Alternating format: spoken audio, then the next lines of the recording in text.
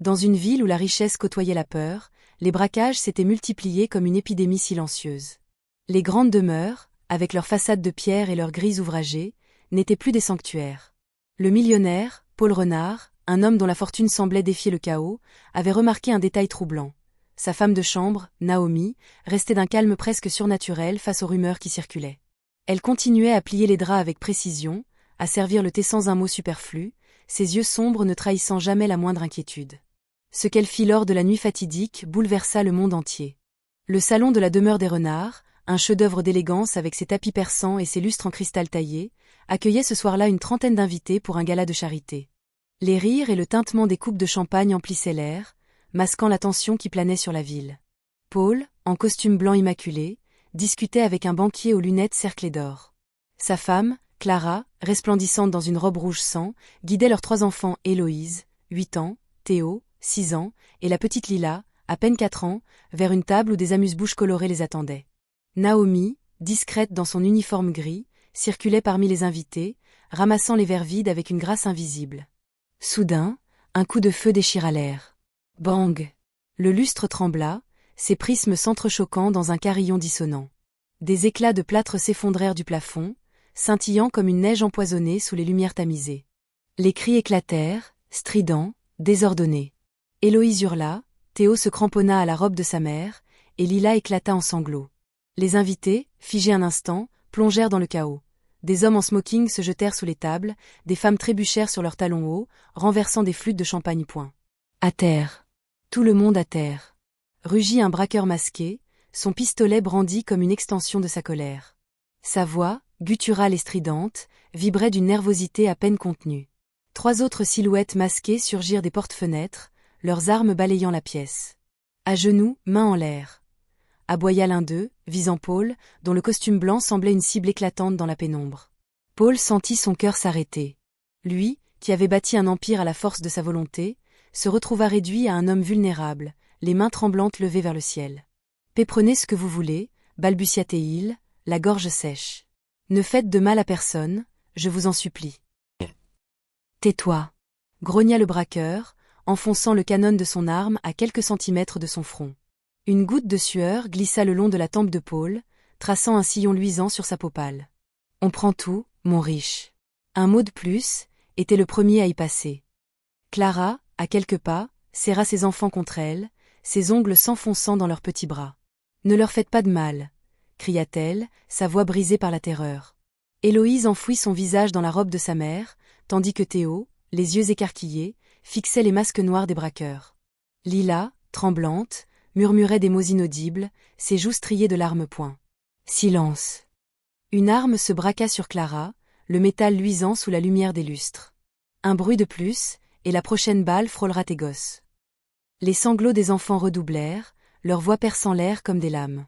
Le chaos était total, un tourbillon de peur, de verres brisés et de respirations hachées. Alors, un silence étrange s'installa, comme une pause dans une tempête. Naomi s'avança lentement, ses pas mesurés sur le tapis persan. Ses mains étaient levées, ses yeux sombres fixaient les braqueurs avec une intensité qui semblait défier la gravité du moment.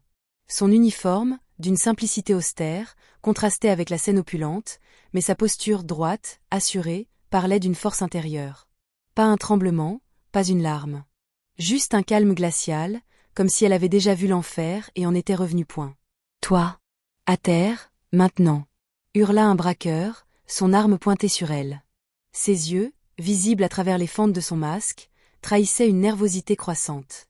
Naomi secoua la tête, un mouvement presque imperceptible. « Les enfants sont derrière moi, dit-elle, sa voix basse mais ferme. Vous ne voulez pas qu'ils crient encore plus fort, n'est-ce pas ? Le braqueur tressaillit, son doigt frôlant la détente. « Qu'est-ce que t'as dit ? Tu m'as entendu. » Sa voix était un roc, inébranlable. « Pointe ton arme plus bas.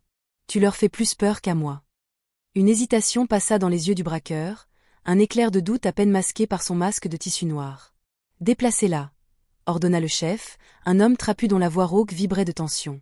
Il se tenait près de la cheminée en marbre, son pistolet balayant la pièce comme un prédateur en chasse. Elle nous ralentit. Clara, les larmes roulant sur ses joues, murmura « S'il vous plaît, Naomi, faites ce qu'ils disent. » Sa voix tremblait, mais elle serrait ses enfants plus fort, comme si son corps pouvait les protéger des balles. Mais Naomi ne bougea pas. Droite, les paumes ouvertes, elle fixa le chef sans ciller. Bijoux, argent, téléphone. Aboya Tehil, jetant un sac en toile à un invité terrifié, un avocat aux lunettes embuées de sueur. Remplissez-le, vite. Les mains des convives s'activèrent dans un silence oppressant. Des montres en or, des bagues serties de diamants, des portefeuilles en cuir s'entassèrent dans le sac, accompagnés du cliquetis des bracelets et du froissement des billets. Un homme, le banquier aux lunettes cerclées d'or, laissa tomber son téléphone dans un claquement sec. Un braqueur le gifla violemment, le faisant vaciller. Plus vite, bande de rats. Paul, la sueur ruisselant sur son visage, détacha maladroitement sa montre en or massif, un héritage de son grand-père, un objet qu'il chérissait autant pour sa valeur que pour sa mémoire. J'essaie, gémit-il, je fais de mon mieux. Un pistolet s'enfonça contre sa tempe, le faisant sursauter. Le métal froid contre sa peau lui arracha un frisson. Les braqueurs aboyaient à chaque mouvement, leur voix claquant comme des coups de fouet dans la pièce tendue. Mais la voix de Naomi, grave et claire, trancha l'air comme une lame. Vous criez parce que vous avez peur. Le silence retomba, aussi lourd qu'une chape de plomb. Toutes les têtes se tournèrent vers elle, même celles des enfants, qui levèrent leurs visages mouillés de larmes. Le chef s'avança, son arme levée, le canon à quelques centimètres de son visage. Répète ça, siffla Tehil, sa voix tremblant de rage. Vous avez peur, répéta Naomi, son regard planté dans le sien. Votre doigt tremble à chaque cri. Les hommes effrayés font des erreurs. Les erreurs tuent. Baissez la voix. Gardez la main stable. Vous ne voulez pas tirer. L'arme du chef s'enfonça contre son front, laissant une marque rouge sur sa peau. Répète encore, gronda Tehil, sa voix vacillant entre colère et incertitude. Vous ne voulez pas tirer. Paul, la gorge nouée par la nausée, murmura, Naomi, arrêtez, s'il vous plaît. Sa voix était à peine audible, étouffée par la peur qui lui serrait la poitrine point. Ferme-la. Le chef pivota, son arme braquée sur lui. Les enfants hurlèrent de plus belle, leurs pleurs perçant l'air comme des sirènes. Un braqueur cria, faites-les taire, bon sang. Je ne peux pas.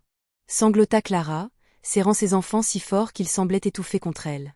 Héloïse murmurait des mots incohérents, Théo tremblait comme une feuille, et Lila, la plus jeune, s'agrippait à la robe de sa mère comme à une bouée-point. Assez. La voix de Naomi claqua comme un coup de tonnerre. La pièce se figea. Même les enfants, saisis par son ton, se turent, leurs sanglots réduits à des reniflements étouffés. Vous êtes venus pour l'argent, pas pour les corps, dit-elle lentement, chaque mot pesait comme une sentence. Si vous tirez, la police vous traquera sans relâche. Vous le savez. Restez calme, partez avec ce que vous avez, et tout le monde survit. Choisissez l'histoire que vous voulez laisser derrière vous. Le chef respirait lourdement, sa poitrine se soulevant sous son blouson noir. Les autres braqueurs échangèrent des regards nerveux, leurs armes vacillant légèrement. L'un d'eux, un homme mince au masque légèrement de travers, murmura, « Patron, elle gagne du temps. » « Tais-toi » rugit le chef, mais sa voix se brisa, trahissant sa propre peur. Naomi, immobile, poursuivit, « Ils ont déjà peur de vous. Inutile de crier. Inutile de menacer les enfants. Ils vous voient. Ils se souviendront de vos voix, de vos gestes. Ne les forcez pas à vous voir comme des monstres. » Paul, le cœur battant à tout rompre, ne comprenait pas. Cette femme, qui passait inaperçue dans sa maison, qui servait le dîner en silence et polissait l'argenterie sans jamais se plaindre, fixait la mort sans ciller. Un souvenir fugace lui revint. Naomi, un soir, rangeant la vaisselle avec une précision presque militaire, ses mouvements rapides et assurés. Il n'y avait jamais prêté attention. Jusqu'à maintenant point. Qui êtes-vous ? Murmura-t-il, sa voix tremblante d'incrédulité. Le chef, furieux, enfonça son arme contre le front de Naomi. La marque rouge s'intensifia sur sa peau, mais elle ne broncha pas. « T'es folle, ou t'as quelque chose à cacher ?» Elle inclina légèrement la tête, un sourire presque imperceptible au coin des lèvres. « Je suis juste celle que vous n'auriez pas dû sous-estimer. » Dans un éclair, elle agit. Son coude frappa le poignet du chef avec une précision chirurgicale, faisant tomber l'arme dans un bruit métallique. Avant que les autres ne puissent réagir, elle lui tordit le bras dans le dos, le forçant à s'effondrer à genoux avec un grognement de douleur. Des exclamations emplirent la pièce, un mélange de choc et de terreur point. « Attrapez-la » hurla un braqueur, levant son arme. Mais Naomi était plus rapide.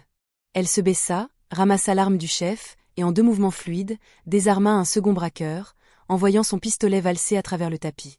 Un craquement sec retentit lorsqu'elle frappa la mâchoire du troisième homme d'un coup de paume, le faisant s'écrouler comme une marionnette désarticulée.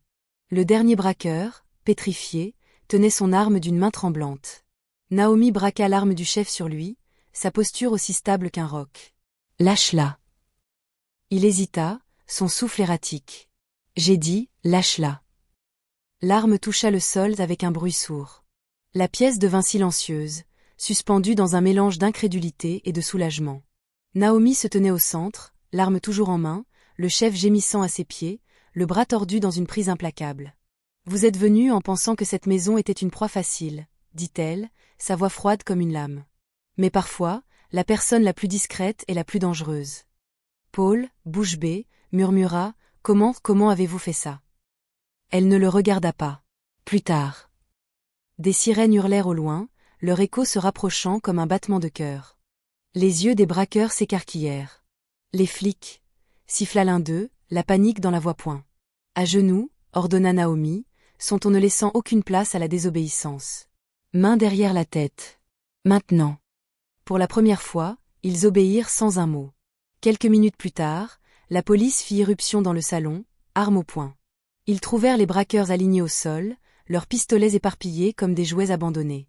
Les invités, encore tremblants, étaient indemnes. Clara serrait toujours ses enfants, qui s'accrochaient à elle comme à une ancre. Paul, assis sur le canapé, fixait Naomi, incapable de détacher ses yeux d'elle. L'officier en chef, un homme aux tempes grisonnantes et à la voix grave, la dévisagea. « Qui les a maîtrisés ?» Paul, encore sous le choc, murmura « Elle. » Naomi. Plus tard, lorsque le chaos s'apaisa, les invités furent escortés vers des ambulances pour des examens de routine. La maison, autrefois un symbole d'opulence, ressemblait à une scène de guerre.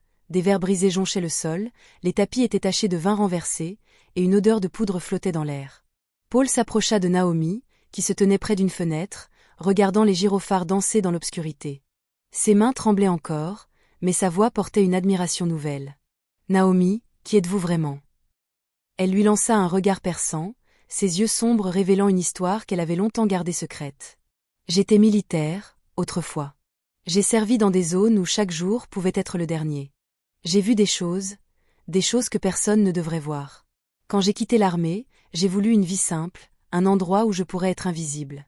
Mais certaines compétences, elles ne vous quittent jamais. » Paul déglutit, la voyant pour la première fois. Elle n'était plus seulement la femme de chambre qui passait inaperçue dans sa maison.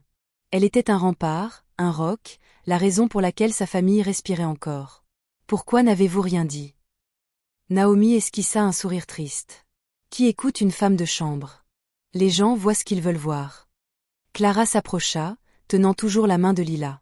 Héloïse et Théo, encore secoués, suivaient de près. « Merci, » murmura Clara, la voix brisée.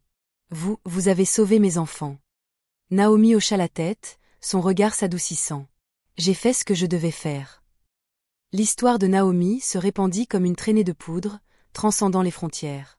Les journaux titraient « La femme de chambre héroïque, une inconnue défie la mort ». Dans les cafés, les écoles, les marchés, on raconta comment une femme ordinaire, celle que personne ne remarquait, avait transformé une nuit de terreur en une leçon d'humanité. Son courage parlait à tous, aux mères qui protégeaient leurs enfants, aux travailleurs invisibles qui portaient des fardeaux silencieux, aux âmes brisées qui cherchaient encore la force de se relever. Des semaines plus tard, Paul et Clara invitèrent Naomi à dîner, non pas comme employée, mais comme invitée d'honneur. Elle refusa poliment, préférant rester dans l'ombre. Mais dans les rues, les gens chuchotaient son nom. Naomi, l'héroïne inattendue, devint un symbole. Le courage n'a pas de visage, pas de statut, pas de limite.